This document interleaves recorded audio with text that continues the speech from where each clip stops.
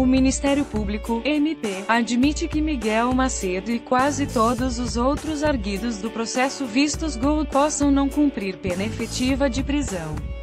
Não nos repugna que, com exceção de Jaime Gomes, as eventuais penas que o tribunal decida aplicar caso sejam condenados pelos crimes por que respondem, possam vir a ser suspensas na respectiva execução, disse o procurador José Nisa. O MP pede pena efetiva de prisão para Jaime Gomes e, exceto para Antônio Figueiredo, pede penas máximas de 5 anos de prisão. No final de 2 horas e meia de alegações finais, e com um desentendimento entre o Ministério Público e o presidente do coletivo pelo meio, devido à delonga. Na exposição, o procurador José Nisa disse que, com exceção de Antônio Figueiredo, todos os demais arguidos devem ser condenados em penas únicas não superiores a 5 anos de prisão. A exceção de Antônio Figueiredo traduziu-se no pedido do Ministério Público para o ex-presidente do Instituto de Registros e Notariado Antônio Figueiredo seja condenado a uma pena de até 8 anos de prisão pelos crimes de corrupção passiva para ato ilícito, recebimento indevido de vantagem, tráfico de influência e prevaricação. Figueiredo deve ainda ficar impedido de exercer funções públicas durante 2 a 3 anos.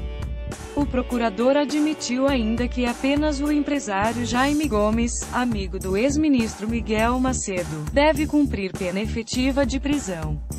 Neste caso, impõe-se a necessidade de prisão efetiva, defendeu o procurador.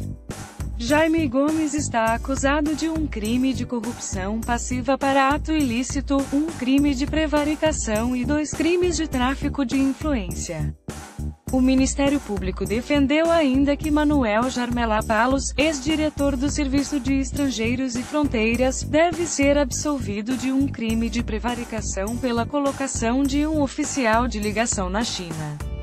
José Nisa acredita que Jarmela Palos atuou dentro daquilo que era pensamento que existia. O Ministério Público acredita na condenação dos arguidos, mas admite que o tribunal possa não dar como provada a totalidade dos factos. Nos primeiros momentos das alegações finais, o procurador José Nisa admite que a prova contra os arguidos do processo vistos Gold assenta numa percentagem muito elevada de comunicações telefônicos e correio eletrônico. O procurador diz que, embora não se trate em princípio, de um crime de milhões de euros, este processo, em que o ex-ministro Miguel Macedo é uma das principais figuras envolvidas, enquadra-se na criminalidade econômico-financeira, a criminalidade dos poderosos. Macedo, que não está presente na sessão desta segunda-feira. No arranque da última fase do julgamento, que decorre há mais um ano no Campos de Justiça, José Nisa sublinha os lapsos de memória e as contradições dos arguidos ouvidos em tribunal e admite que essa prova veio a mostrar-se fraca e pouco esclarecida. Já o mesmo não acontece com os demais meios de prova, entre escutas telefônicas, e-mails e outros documentos obtidos durante as buscas, diz o MP.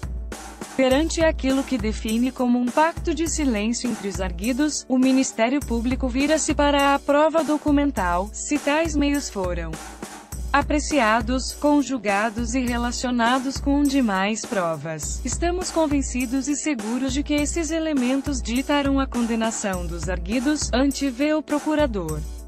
Ainda assim, o MP admite não conseguir provar tudo o que está em causa neste processo. Não vamos dar como pretensão a confirmação da totalidade dos factos, mas apenas aqueles com relevância jurídico-criminal, diz José Nisa. Miguel Macedo começou a ser julgado no início de 2017, juntamente com outros 20 arguidos. O ex-ministro está acusado de 3 crimes de prevaricação de titular de cargo político e um crime de tráfico de influência por atos alegadamente praticados enquanto era ministro da Administração Interna do governo de Pedro Passos Coelho.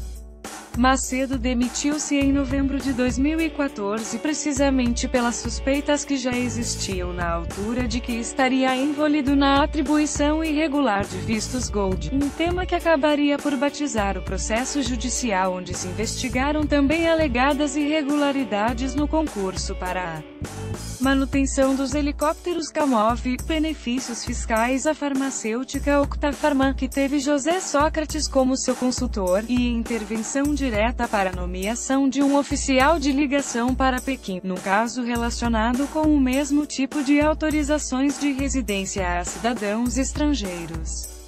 Um ano depois de ter saído do governo, o Ministério Público avançava com a acusação contra o ex-ministro convicto de que provaria em julgamento cada uma das acusações contra os 21 arguidos. Além das acusações de prevaricação e tráfico de influência imputadas ao ex-ministro, estão em causa os crimes de corrupção ativa e passiva, recebimento indevido de vantagem, peculato de uso, abuso de poder e branqueamento de capitais.